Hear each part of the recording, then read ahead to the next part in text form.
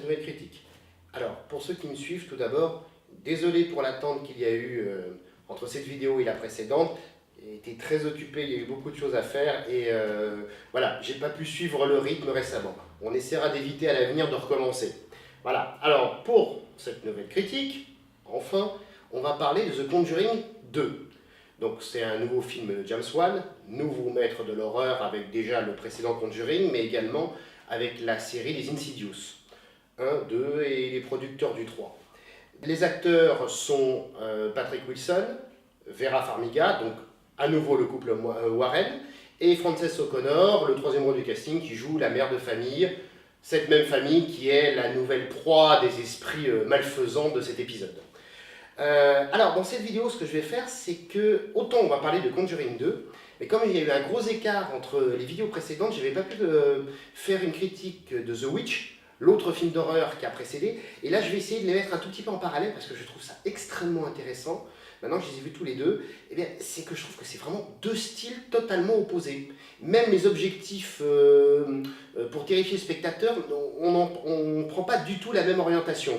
L'un est plutôt constamment, c'est un grand 8, ça c'est pour Conjuring, comme un peu le précédent, c'est une sorte de grand 8 qui ne l'a jamais prise, alors que The Witch c'est vraiment un film très d'ambiance, très posé, très calme, où au final on minimise les événements fantastiques au maximum. Donc voilà, je trouve que c'est très intéressant de les comparer. Donc on va commencer donc par Conjuring 2. Alors, moi personnellement, The Conjuring 1, le premier était en 2013, et ça a été sans conteste un de mes 3 meilleurs films de l'année. Les deux autres étant Rush, la chronique sur le duel James Hunt et Niki Lauda, que je trouvais qui était très très bon, et le premier c'était The Prisoners avec Hugh Jackman et Jack Gyllenhaal. Voilà, c'était mes 3 films de l'année. Conjuring, je l'avais placé dans le trio parce que je trouvais que, pour moi qui ai vu peut-être un millier de films, donc beaucoup d'horreur, me ressortir les tableaux qui tombent, les portes qui claquent, les apparitions, les mains qui sortent du noir, tout ça. Enfin, franchement, je l'avais vu un paquet de fois et j'avais trouvé ça incroyable que James Wan me ressorte quasiment tous les artifices possibles et imaginables de ce genre de métrage. Et finalement, il arrivait à faire prendre la sauce. Le film était terrifiant. Donc vraiment, j'attendais le 2 avec grande impatience. Et quand je l'ai vu, alors, est-ce qu'il est bon? Oui, oui, le film est bon. Comme ça, au moins, c'est plié. Le seul truc que je pourrais un peu lui reprocher, c'est que dans la première partie du film, il enchaîne trop peut-être les apparitions, pour le coup. On a vraiment le sentiment du 2, bigger, louder, enfin toujours un petit peu, il faut en faire une tonne, et je vois tellement d'apparitions, alors moi, peut-être qu'il y a des gens plus sensibles, je sais pas, mais moi ça m'a désamorcé littéralement un peu le truc, parce que on s'attend toujours à ce qu'il se passe quelque chose. Ce qui est d'ailleurs paradoxal, c'est qu'en revanche, j'aimerais vraiment revoir le film une deuxième fois, parce que par contre, la réalisation est vraiment top niveau.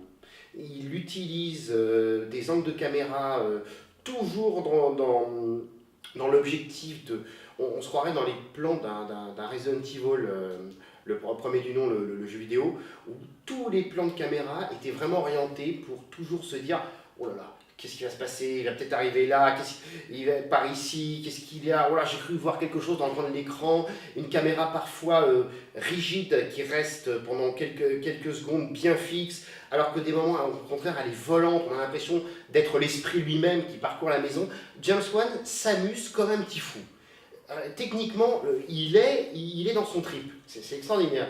Et j'ai vraiment, il faut voir ce film déjà pour la maestria technique dont il a fait preuve. Mais c'est dommage justement qu'il s'amuse tellement qu'il a envie de nous en montrer. En montrer. Alors en général, je n'ai rien contre la générosité dans un film, je suis même plutôt pour. Mais dans un film d'horreur, bon, la suggestion c'est pas mal. C'est même plutôt ça qui fait vraiment peur. Et là, il a un peu... Il a trop lésiné dessus. La deuxième partie, par contre, quand les Warren arrivent, quand les personnages se mettent à parler entre eux, il y a une forme de respiration pour la deuxième heure. Donc, au moment où je commençais à faire un peu mon trop-plein, j'étais là, l'esprit arrive tout le temps, j'arrête pas de le voir. Il n'y en a pas qu'un, d'ailleurs. Pour ceux qui verront le film, ils comprendront ce que je veux dire. Mais c'était trop. Par contre, la deuxième partie est bien mieux faite pour ça. On respire un petit peu, on passe plus dans un registre un peu enquête pour essayer de savoir ce qui se passe, parce que aussi on soupçonne la famille d'être et éventuellement des mystificateurs, que tout soit un peu bidon. Bon, nous, évidemment, en tant que spectateur, on est aux premières loges, on dit, ouais, ça m'étonnerait beaucoup que le film opte pour cette option. Voilà, mais effectivement, ça va aller jusqu'au bout du propos. Mais c'est par rapport au personnage que c'est intéressant de suivre cette sous-intrigue. Donc moi, ça m'a quand même... La deuxième partie m'a beaucoup plus emballé. Alors, pour en arriver justement à The Witch, lui, c'est l'inverse. Alors, The Witch, lui, on pourrait lui reprocher exactement ce qui, pour moi, est le défaut de The Conjuring 2. C'est qu'en fait, il se passe pas grand-chose. Alors, dans The Witch, il se passe vraiment pas grand-chose. L'ambiance est super, elle est mortifère, malsaine. La réalisation, pareil, et elle très simple, très posée. Encore une fois, tout l'inverse de The Conjuring 2. Aucun effet de style, aucun effet grand 8 horrifique. Non, c'est très calme. Sauf que voilà, c'est tellement calme que le film, pour moi, on commence, on termine, on se dit, ouais, bon, tout ça pour ça. Alors, il y a aussi une grande faute qui a été commise pour moi par rapport aux critiques de presse, c'est qu'il a été vendu justement un peu trop comme un film d'horreur, alors qu'en réalité c'est un drame. C'est un drame mis dans un contexte horrifique qui traite de la dislocation familiale et également du côté un peu de l'intégrisme à l'époque sombre du début du XXe siècle, voire fin oui, plutôt 19e, 20e. Donc c'est glauque, c'est bien fait, mais c'est un peu vain. Moi, ça m'a pas beaucoup terrifié. Alors, encore une fois, c'est selon les sensibilités de chacun. Il y a certains qui auront peur devant Conjuring 2, auront pas peur sur The Witch. D'autres seront peut-être plus mal à l'aise devant The Witch et moins devant Conjuring 2 à cause de son côté un peu trop tape à l'œil. Certains vont être terrifiés par les deux et d'autres vont être terrifiés par aucun. Voilà, ça peut toujours faire ça. Moi, j'ai été un petit peu en termes horrifiques, un peu sur réserve sur les deux. L'un, parce que je trouve que il fait beaucoup de promesses et il n'en tient pas beaucoup. À part cette ambiance qui est géniale, les acteurs sont très bons dans The Witch. Vraiment, il n'y a rien à dire. Mais bon, le scénario, franchement, ça devait tenir sur un timbre-poste. Et c'est toute la réalisation et les acteurs qui font le travail. Par contre, le scénariste, lui, il a dû s'endormir sur la feuille, en fait, un petit peu. Quant à Conjuring 2, là c'est l'inverse, le scénario est super, il emballe et tout ça, mais alors lui par contre, ils ont fait un film de 2h10, j'aurais rien eu compte qui rabote pour le coup 20 minutes, pour le coup, c'est histoire de calmer un petit peu ce numéro de grand 8 que j'ai dans la première partie qui était pour le coup était extrêmement fatigant. Enfin moi quand vous me montrez 15 fois le même esprit, j'en ai... Allez, salut les mecs, vu que je l'attends qu'il arrive de toute manière, j'ai plus peur qu'il arrive. Donc The Witch, ça vous avez compris, super bien réalisé, très bien joué, mais pour le coup, un peu vide. Pour Conjuring 2, moi j'ai préféré le 1. Alors il y avait, alors, on pourrait pas dire qu'il y avait l'effet de surprise, puisque déjà il recyclait tous les artifices du genre, mais c'était tellement bien emballé que la sauce marchait. Le 2 est super bien réalisé, il a un bon scénario, les acteurs sont toujours top, le couple Warren, qu'est-ce qu'il fonctionne bien. À eux, c'est un régal. C'est d'ailleurs grâce à eux qu'il y a cette respiration dans la deuxième partie. Parce que c'est agréable de les voir jouer, de sentir l'alchimie qu'il y a entre eux. C'est vraiment, ils fonctionnent en binôme. C'est les James Bond du monde du paranormal. Comment s'appelait cette série? C'était L'amour du risque. C'est vraiment, allez, on y va, deux combattants contre les forces obscures. Ça fonctionne super bien, au point que tu te dis, oui, j'aurais pu raboter un peu 20 minutes de la première partie et les faire introniser plus vite, c'est un vrai régal. Alors il y a aussi un point, je ne peux pas passer cette critique sans le mentionner. Alors ce n'est pas attenant qu'à Conjuring 2, c'est fait dans plein d'autres films qu'il y a cette espèce de réaction bizarre des personnages, mais je trouve ça étonnant justement que dans des films comme Conjuring, qui sont quand même, comme je l'ai dit, maîtrisés techniquement, même niveau scénario, quand même, il tient la route, tout ça. Et il y a un truc que je ne comprends jamais dans les réactions des personnages, c'est que quand, en général, je ne sais pas, chez vous ou n'importe où, quand vous entendez un bruit, quand quelque chose vous entendez un bruit suspect. Alors dans les films d'horreur, c'est encore pire, parce que déjà à la base, dans le concept même, vous avez quand même des raisons de sursauter. Mais même quand vous êtes chez vous, quand vous n'avez aucune raison, vous entendez un bruit, à la base quand même, je sais pas, vous faites volte-face rapidement, enfin vous pivotez, vous regardez un petit peu, vous réagissez vite, vous dites qu'est-ce que c'est, d'où c'est venu, qu'est-ce que c'était ce bruit, tout ça. Et alors dans ces films-là, c'est fabuleux, ils ont toutes les raisons du monde d'avoir peur, de sursauter, mais quand ils entendent un bruit dans leur dos, genre par exemple une porte qui s'ouvre en crissant, ou alors un truc qui tombe, vous voyez le personnage, homme ou femme, qui se retourne comme ça.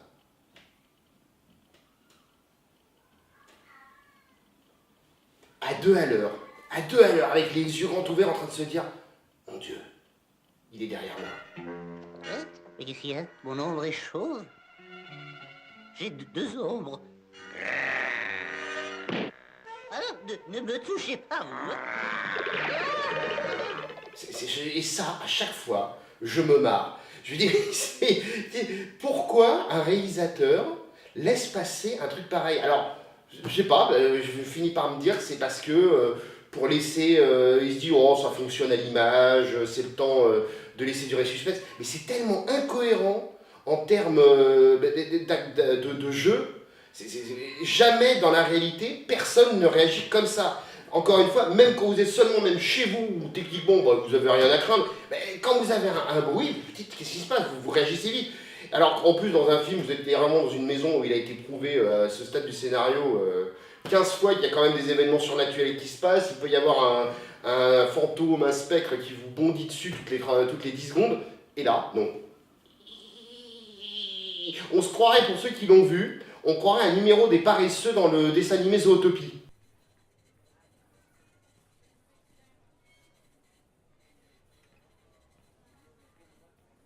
Ah! Ah! Mais franchement, on y va doucement. Alors, je voulais juste le signaler parce que ça me fait toujours marrer et je ne comprends pas. Alors parfois quand des films, c'est des films d'horreur de sous-catégorie, je me dis ouais, ça fait partie du truc. Mais quand c'est des films d'horreur vraiment de premier ordre comme Les Conjuring, je me dis mais pourquoi il laisse passer ça? Enfin bon bref, peut-être qu'un jour j'aurai la réponse. Si quelqu'un l'a, je serais ravi de l'entendre en plus. Mais là je pige jamais. Ça et il y a aussi certaines autres réactions des personnages, bon ça c'est vraiment Conjuring 2, où parfois je me demande toujours pourquoi il y en a un qui va aller vérifier bêtement d'où vient le bruit au rez-de-chaussée, alors qu'il est tout seul. Écoutez-moi tous, j'ai un plan. Séparons-nous pour voir ce qu'on trouve. Fred, rien à faire. Chaque fois qu'on se sépare, moi et Scooby-Doo, on tombe toujours sur le monstre. Alors qu'il suffirait de réveiller sa sœur, un autre de son autre frère, je sais plus, dans la famille ils sont 4, il y a même la mère, pourquoi personne n'avertit, alors que et au moins le film a commencé depuis déjà une demi-heure, 3/4 d'heure, et vous savez très bien qu'il y a quelque chose, enfin le personnage sait très bien qu'il va se passer quelque chose. Donc moi je préfère le 1 pour le côté un petit peu surprise, le 2 reste un bon film, vraiment un bon film quand même d'horreur, ne serait-ce que pour son ambiance et la qualité de sa réalisation et de ses acteurs, ainsi que quand même quelques apparitions assez savoureuses. Quand je dis que le film ne fait pas peur, pour moi, en tout cas nettement moins que le précédent, c'est vrai. Par contre, autant je vais un peu reprocher le design de certaines créatures dans le film, parce que je dis, tiens, je l'ai déjà vu il n'y a pas longtemps au cinéma, je ne vais pas vous dire comment, enfin dans quel film, mais je pense que ceux qui aiment les films d'horreur verront tout de suite l'allusion. Le fantôme principal, je l'ai archivé et revu. Mais encore une fois, le jeu et les cadrages du film sont extrêmement avantageux parce qu'ils permettent de donner quand même à l'entité une malsénité, un sentiment de danger vis-à-vis des autres personnages vraiment très très bien fait. On sent quand même la menace, l'adversaire est cruel et fou, enfin c'est quand même très bien fait. Donc voilà, moi personnellement donc j'ai bien aimé, en deçà pour moi du précédent volet, mais ça reste de grande qualité et je maintiens que James Wan est actuellement sans doute le meilleur réalisateur de films d'horreur qu'il y a actuellement.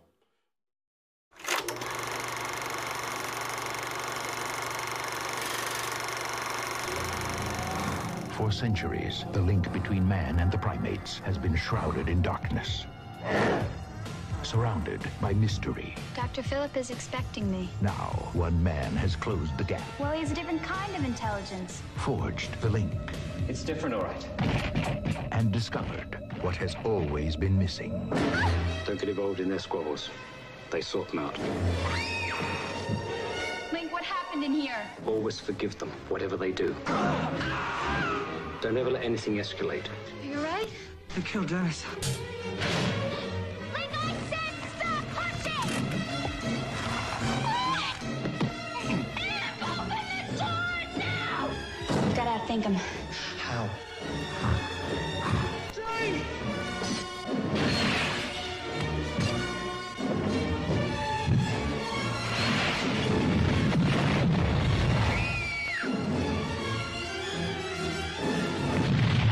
Link.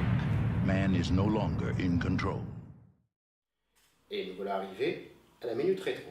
Alors aujourd'hui, nous allons parler du film Link, réalisé par Richard Franklin en 1986. Richard Franklin, déjà primé au Festival d'Avoriaz pour son film Patrick en 1979.